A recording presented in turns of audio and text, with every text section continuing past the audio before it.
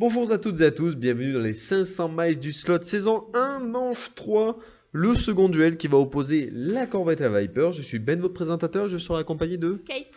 Et nous allons voir le récapitulatif de la manche précédente. Nous allons avoir la Corvette qui est 8ème face à la Viper qui est 7ème, le duel du fond de tableau. Oui, ça promet d'être intéressant, hein, vraiment. Alors on va voir ce que ça va donner. Manche précédente, la Corvette avait remporté quand même le chrono face à CLK et la Viper avait remporté la course face à la Trofeo, étonnamment. Donc on commence avec la Corvette C5 du team Goodwrench, pilotée par Eagle. Et vous, Kate? Eh bien nous, ce sera avec la Dodge Viper GTSR de la team PlayStation et qui sera pilotée par le pilote Clorico. Le pilote français Clorico, la team PlayStation. Avec le logo PlayStation de l'époque, vraiment, cette voiture a une belle cote d'amour.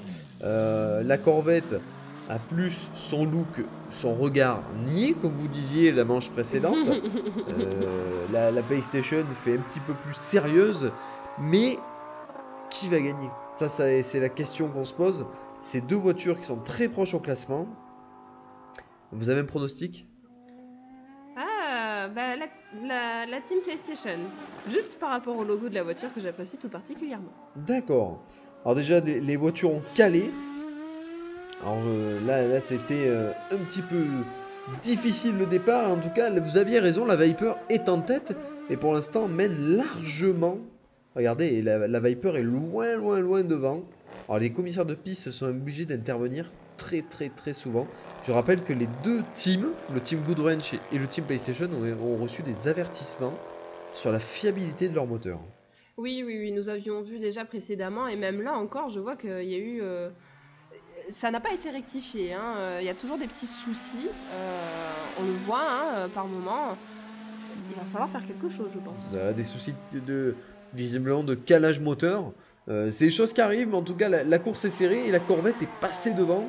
Et la Corvette, je pense, va s'envoler vers la victoire car elle tourne beaucoup plus vite que la Viper. Elle impose un rythme vraiment d'enfer et la Viper fait une nouvelle sortie de route. La Corvette qui cale systématiquement. Et ça roule, ça roule là, ça roule correctement. Et la Corvette, vraiment, je pense, va s'envoler vers la victoire. Regardez, la Viper est aux fraises, comme on dit. Elle est loin et elle cale systématiquement. C'était une purge, cette course.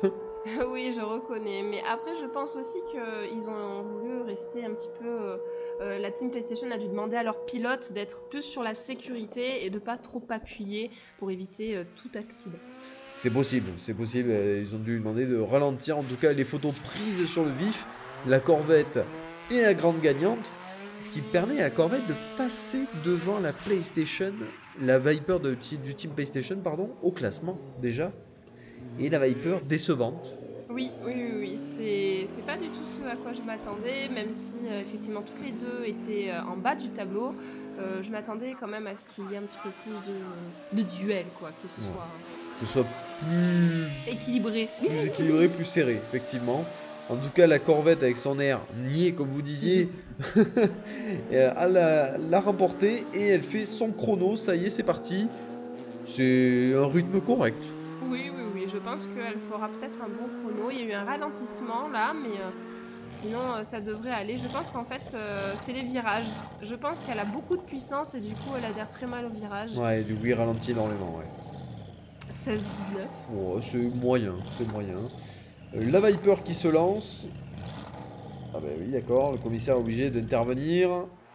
Et ça y est, oh là là. La Viper, c'est vraiment une purge de voir cette voiture courir. Il y a tellement de bugs dans son système électronique et c'est une voiture qui, comme la Corvette, c'est deux américaines, elles ont beaucoup de puissance, mais dans les virages, elles ralentissent énormément et calent. Exactement, alors 17,84. C'est très mauvais. C'est très mauvais, oui, c'est un petit peu décevant. C'est d'ailleurs, pour l'instant, c'est le pire chrono de la seconde manche, hein, je le rappelle. En tout cas, c'est fini. Résultat, la Corvette remporte la course et le chrono, ce qui lui fait 4 points. La Viper ne marquera aucun point. C'est triste. Oui, parce que ça veut dire qu'elle risque de rester en bas du tableau. À moins qu'il y ait une voiture qui fasse pire qu'elle. Eh ben non, regardez. Regardez. elle est dernière. Voilà. Elle est 8ème. La Corvette remonte à la 5ème place et double même la Selk. C'est pas mal. C'est très bien même, bravo à eux. Hein. Franchement, le Team Goodwrench assure. En tout cas, on espère que ce duel vous a plu.